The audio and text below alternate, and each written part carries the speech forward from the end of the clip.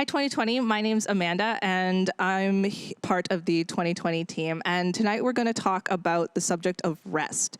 We're going to talk about rest in our current culture, as well as rest within the Bible, and what true spiritual rest can actually mean in our lives. And it's your boy, Jeff. I'm back, and I'm going to be talking about this as well. I just think after we talked about hope last week, I think this can tie right in well.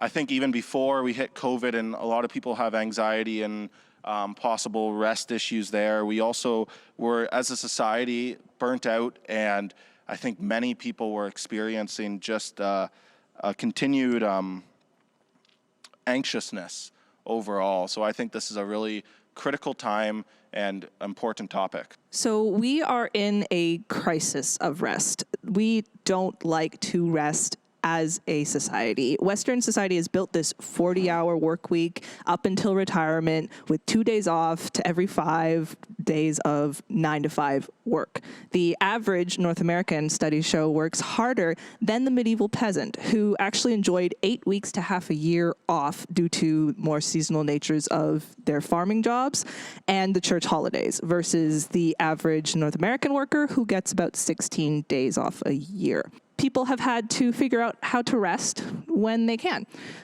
So society at least recognizes that rest is essential to to us as human beings, but they try to figure out how to rest without actually involving the Holy Spirit.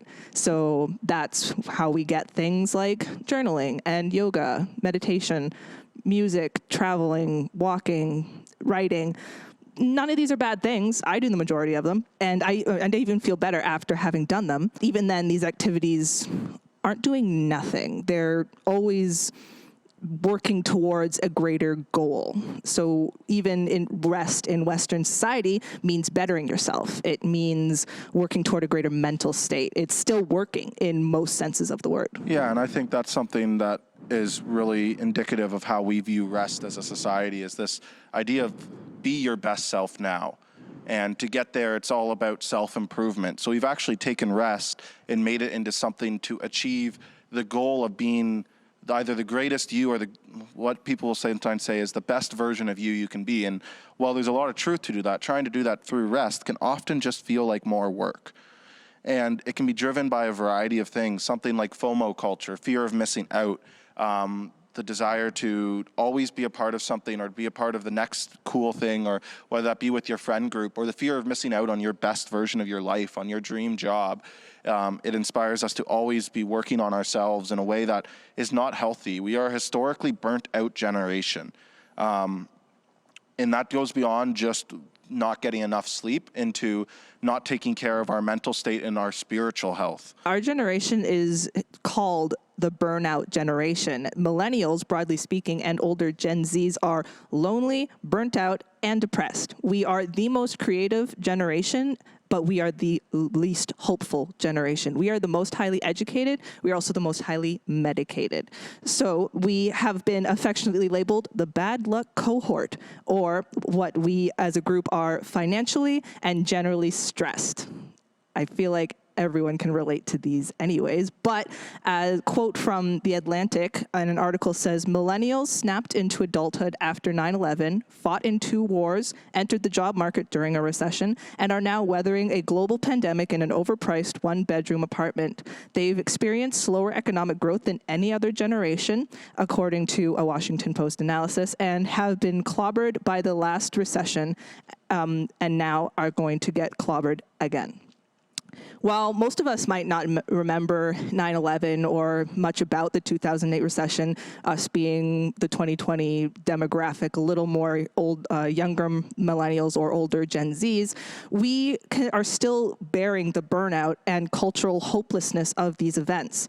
So therapists who treat millennials said that their clients feel frustrated and embarrassed that they aren't able to afford adult things such as houses and vacations, either because they don't earn enough or because they're handcuffed to enormous student loans. We are actually in the middle of a redefinition of what being an adult means. Adulting. We've all heard this term. It's actually a cultural shift towards a new normal of what it means to be grown up. Married, finished school, working a full-time job, all of those things that made previous generations fully fledged adults are being shifted and then ridiculed by older generations. There's some stats for you that the suicide rate for people's aged 10 to 24 increased 56% between 2007 and 2017, according to data from the CDC. Suicide rate tripled after years of decline. And although it is increased among millennials, the data also suggests that Gen Z might be at most risk for mental health. And all this is related to a grander culture of the connectedness of our generation. I think we all realize how connected we can be with each other in these times. And even with a pandemic on, there's always an opportunity. Your phone's right there. You're always on social, or you could always be on social media. Hopefully you aren't. And you could always be on social media. You could always be texting people. There's actually, people call it group messaging anxiety, where you have so many group messages coming in that you actually feel stress about getting to it. And this is not a bad thing necessarily. It is amazing that we're able to stay connected with friends through a time like this. And just in general, family who's far away, friends who are far away, it's such a good blessing at times, but it can also bring in a lot of unnecessary stress and anxiety. And it's something that can affect sleep. We've all probably heard the dangers of phones right before sleep. So with all these things affecting our generation, where do we go from here? Classically, the traditional tour for tiredness is sleep. If you're tired, you sleep to become refreshed. A famous quote being, if you think you hate everyone, eat something. If you think everyone hates you, go to sleep. Sleep cannot cure this exhaustion, this deep, deep tiredness that our generation, that I'm personally feeling as we come up on the 1 year mark to this pandemic and then everything that 2020 brought with it. I know that I'm tired, and I'm hoping that other people are feeling this idea too. And guess what? Jesus got tired too. Jesus talked to the woman in Samaria at the well, the Bible says, and he sat down first because he was tired. Jesus was sleeping in a boat in the middle of a storm because he was tired. Jesus was human. Of course he got tired. He was constantly questioned, if not from other people around him, but by the disciples himself. Peter had endless questions for him, which isn't a bad thing, but it would tire me out. I know that. Jesus couldn't even wash his hands without the Pharisees questioning every single inch of theology that came with anything that Jesus did. And they walked everywhere. Of course Jesus was tired physically and mentally. I'm tired just thinking about it. But Jesus was 100% man, but he was also 100% God. This means that he was a perfect person, and he got weary. That doesn't mean he was weak. I wouldn't call Jesus weak. Jesus was perfection. And so maybe weariness, maybe tiredness doesn't mean weakness. Perfection got tired. And Stephen Furtick is quoted in saying, I worship a God who is powerful enough to give me strength and who is human enough to be tired. What this means is that in faith, you can be tired. Faith does not prevent fatigue, but it promises rest. Going back further, God rested when he wasn't even in physical form yet. Before Jesus came, God rested on the seventh day.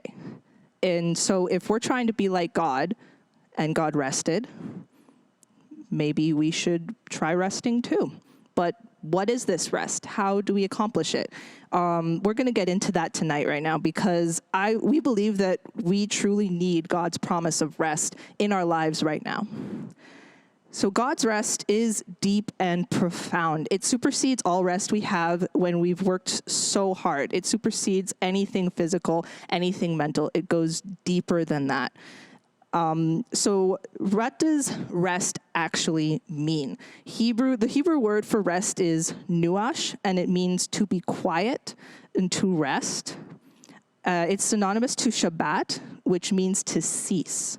This is also that Shabbat is the practice of the Sabbath. another day of rest. Matthew 11:28-30 says, "Come to me, all you who labor and are heavy laden, and I will give you rest. Take my yoke upon you and learn from me, for I am gentle and lowly in heart, and you will find rest for your souls. For my yoke is easy and my burden is light." These verses promise rest from God. This is important. Rest is a promise from God, and we can always rely on God's promises. Another thing we can note is that this rest that God's promises is not a guarantee of not working. In fact, it seems that he will give us a yoke, which is a symbol for work, but this is work from God. It's easy and the burden is light, though not non-existent.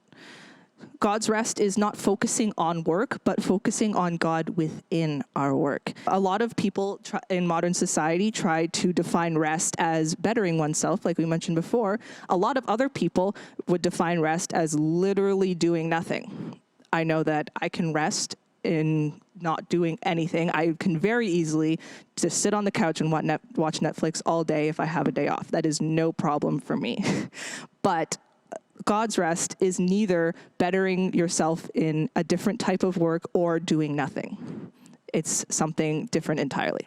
And now looking back to what Amanda talked about earlier with Jesus resting in the boat, I want to take a little bit of a closer look at that story. So let's turn to Mark 4, verse 35. And I'm going to sort of look at the final few verses there, specifically verses 37 onwards. And it says, "And a great windstorm arose, and the waves beat into the boat so that it was already filling. But he," Jesus, "was in the stern, asleep on a pillow. And they awoke him and said to him, 'Teacher, do you not care that we are perishing?' Then he arose and rebuked the wind and said to the sea, 'Peace, be still,' and the wind ceased, and there was a great calm. But he said to them, 'Why are you so fearful? How is it that you have no faith?'" And I can sympathize with the disciples here. I think the disciples were totally justified in this reaction. Or justified in a way as in it was natural to them. Obviously, Jesus thinks that it was something that doesn't need to be natural. And I think part of the reason Jesus was able to rest so comfortably in the back was not just because he was the Son of God and he's like, you can't kill me. What kind of storm doesn't end me? But also because he trusted in God. And I think that comes down to part of what the core of what it means to have rest is to have trust in God. Another word that can be associated with rest a lot besides trust, like Jeff was saying, is peace. But there's a difference between rest and peace. So God's rest is the peaceful existence that enhances and enriches your life on earth. It's a sense of stability to face the future with confidence, regardless of what's happening around you. And it's not a rest from daily work or physical exhaustion, but a profound peace in God that you have when you are resting in Him. So rest is a promise from God that we can hope in and dwell in. Meanwhile, peace is a fruit of the Spirit, something you can bring and offer to someone or a certain situation. Rest is a ceasing by original Hebrew definition. It's a state of being. Peace is far more dynamic and often requires action in order to achieve it. Rest is quiet and separate, like taking a breath, while peace is harmony and togetherness and unity, but it's rarely actually quiet. Peace allows you to be in a state of rest, but rest does not require peace in order to happen. Talking about rest being different than peace, I think sometimes that can be a really confusing distinction to make, but I think it is important, as Amanda was saying, and I think that is tied to the idea of rest being a promise of God. And I want to look at Hebrews 4 here, where I think we can see this laid out in a fashion that might help you understand it, and helped me understand it, to be fair. So I'm going to start in 4 verse 1, and then I'll give a little context around it, as it's, if you don't know, Hebrews was written as basically one long sermon, so sometimes when you're looking at a section of it, it's hard not to also reference the sections around it. But we're going to start in verse 1. And it says, "Therefore, since a promise remains of entering his rest, let us fear lest any of you seem to have come short of it. For indeed the gospel was preached to us as well as to them, but the word which they heard did not profit them, not being mixed with faith in those who heard it. For we who have believed do enter that rest, as he has said, so I swore in my wrath, they shall not enter that rest, although the works were finished from the foundation of the world." For he has spoken in a certain place of the seventh day in this way, and God rested on the seventh day from all his works. And again in this place, they shall not enter my rest. Since therefore it remains that some must enter it, and those to whom it was first preached did not enter because of disobedience. And again he designates a certain day, saying in David, today, after such a long time, it has been said, today if you will hear his voice, do not harden your hearts. And I'm going to stop there. There's a lot more to this. So I want to start giving us, it's quite heavy there. I don't know about you. He says them, there. He references the Old Testament twice without ever saying what he's referencing. Very typical in Hebrews. He sort of assumes, the author at least, whoever that was, assumes that you grew up with the Hebrew scriptures like they did. And I don't know. I didn't. I don't think most of us did. So I'm going to give a little bit of context there. In verse 1, he talks about the promise of entering his rest. And then he says, the gospel was preached to us as well as to them. And so who's the them? And if you look back in chapter 3, he's talking about the Israelites. And he's talking about their journey in the wilderness and how they were promised rest in the promised land. They were rescued from Egypt and they went into the wilderness. And then we go back to the reason they could not enter the rest, unbelief.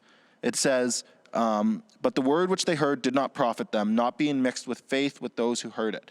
And if you remember back, this is referencing the spies. There was 12 spies sent into the land of Canaan to spy it out. 10 of them came back and said, guys, we have no hope. We're going to get squashed like bugs. And God, seeing this and seeing the Israelites lament and not trust his faith, said the following. And he said what's in verse 3, so I swore in my wrath, they shall not enter his rest. And I think this can just be something that is very intimidating when you read this verse or read these verses first. It's something where it suddenly makes me worry, like, will I not enter this rest? What does this mean to enter the rest? And when he references multiple times, like he actually says, fear lest any of you seem to have come short of it. And I think it's important to look at that in a greater context here. And first look at, so he says, therefore, since a promise of rest remains. And I think we can confidently say, and it's referenced further on when he talks about our high priest, what that promise was. That was Jesus. Jesus was the promise of rest. Jesus was the one who brought the final rest from all our striving. He brought the Israelites kept striving, and this is referenced further down where I stopped, where it actually shows that Joshua was supposed to be the one who brought them rest according to the Israelites. He brought them into the land of Canaan. He brought them into the promised land. And yet the prophet still said the day of rest is coming. David himself said the day of rest is coming. And so they had entered into the worldly place that they were supposed to achieve, the promised land, but they had not got the rest from their works yet. They were still bound in the law. And I think here what we need to see from that is the work he's talking about and the work he's referenced, the idea of like, therefore, since the promise of his rest remains, let us fear lest any of us should not enter it. And again in verse 11, let us therefore be diligent to enter that rest, lest anyone fall according to the same example of disobedience. And I just want to be clear that the example was the disobedience and the lack of faith.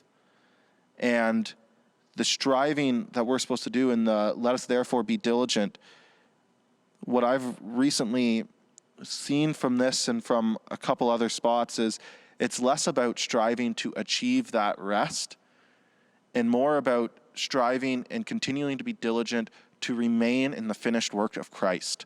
It's so easy for us to walk outside of that and to try to earn our rest, to try to be the best ourselves by our own power, where that's all through Christ. It's through our compassionate high priest.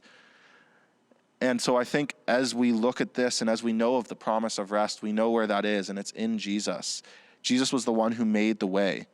And I think, so going back to what Amanda was talking about, the rest and peace, that I think is the primary difference. Rest is a state we get in because of Jesus' finished work, where peace is a fruit of the Spirit we develop in our lives, and they can go hand in hand, but they aren't the same thing. Yeah, like what Jeff was saying with the idea of peace and rest coming together, too often we as Christians can associate heaven with eternal relaxation and view that as the promise that is to come. what we forget is that our original mandate was to subdue and have dominion over a wild and beautiful earth. We're meant to have God's promise of rest right now in our lives, not as some otherworldly thing that comes when we die. Blogger Uchi Ikpa sums it up beautifully when she says, Christ's rest is not a rest from work, but in work, not rest of activity, but the harmonious working of all the faculties and affirmations of will, heart, imagination, and conscience. All of those ideas and mindfulness and mental states are all perfect, made perfect in God's rest. The world will try to achieve these things outside of God or without him. And our generation, like we were saying from the beginning, has at least realized that some of this needs to be achieved. We as people need rest. We are created in God's image. Therefore, we need rest just like he does. Our generation has realized the futility of achievement culture, but replaced it with personal revelation and enlightenment and being your best self. It is only within God that each of these things actually finds its purpose. And I know that some of these concepts can sound elusive or not really anything that you can tell to be applied in your life. So for discussion now, we're going to ask about those practicalities for certain areas in your life, maybe what rest means to you. For me personally, as more of an introverted person, it's interesting enough that I usually find rest through connection instead of alone reading my book, which is great. I'm not lessening that. I love reading my book, but I actually find a different type of rest when I'm connecting with my friends or other people. And the true rest that comes with that is a different, deeper type of rest, and that is within God's promise. Yeah, and I think that idea of rest is rest in the promise, and we see the promise being Jesus, and that's referenced so many times in the Old and the New Testament, and how he's able to bring us back to that spot where the original mandate from God is something that's achievable, not perfectly achievable in this world. We're still fallible, we're still here, but how it's something that a state we can enter and a state we can strive for. And again, not the strive of working for it, but the strive of being in it. And for me, that can be a realization of what does it mean to keep in that promise, to keep that promise in front of me in a way that I stay there. And something I want us to think about as we go into some discussion is if rest isn't necessarily ceasing from activity, what does that mean for what it means to rest in your own life? So for me, it can be something like when we're hanging out as a family, like it's surely not restful in the physical sense. Like nephew and a niece who are 6 and 4, they're always all over wrestling, and it's tiring, but at the same time, it's refreshing to my soul. And so I know for me, it's figuring out what does that mean to rest in the broader sense of the word. And so as we go into this time, I encourage you to come at it from that different perspective. We've talked about a lot of different ways and a lot of about how rest and peace and different and rest and trust are interrelated. And again, it can feel really complicated at times, and it can feel like a lot, but I want us to get to a point in this discussion where we start talking about how we implement rest in our lives, and not by being a hermit, not by going into the woods and having a log cabin, though you can have those things. That would be pretty sweet. That would be a good time to have a log cabin in the woods right now. But how we can focus those worldly aspects of mindfulness and self-betterment, which can be really healthy, but how we can bring those into perspective and into a proper relationship with God and with his promise of Jesus. So yeah, I think I would encourage you to share openly in this discussion, and we'd love to hear from you. How lame was the "It's Your Boy"? Did it work? It's meant to be funny. I feel like it fits with my onstage persona anyway. If it's really bad, well, you'll have to edit around it. It's Jeff Stevens.